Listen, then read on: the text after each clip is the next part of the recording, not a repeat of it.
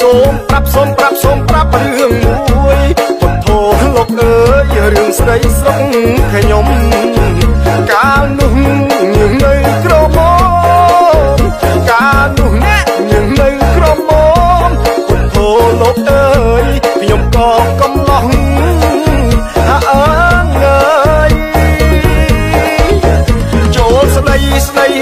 មិនដឹងនាងពុទ្ធោលោកអើយនាងប្រកែកយកសោះចូលស្ដីមិនដឹងនាងពុទ្ធោលោកអើយនាងប្រកែកយកសោះនាងថារូបខ្ញុំមិនស្រនាងថានេះរូបខ្ញុំមិនស្រសម្រងបងអើយមិនព្រៃចិត្តនាងអើយសូមប្រាប់រឿងមួយពុទ្ធោលោកអើយរឿងនាងរឹងប្តីសូមប្រាប់រឿងមួយពុទ្ធោលោកអើយរឿងនាងរឹងប្តីកំឡោះប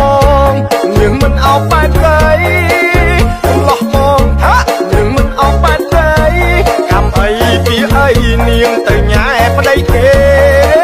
ហាអើយដល់ពេលប្រពន្ធគេដឹងពុទ្ធោលោកអើយថាប្រឹងជេរងាជេ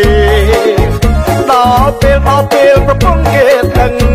ពុទ្ធោលោកអើយថាប្រឹងជេរងាជេធ្វើរកបងក៏បងមិនថាអីទេ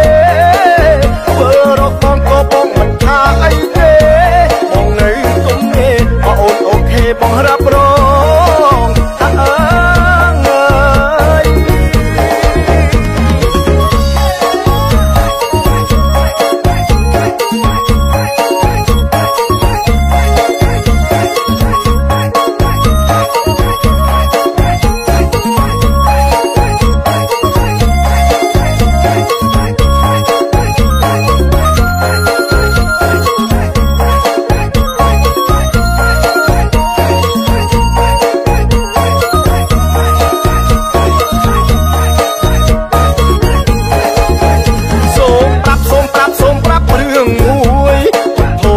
អើយរឿងនាងរឹងប្តី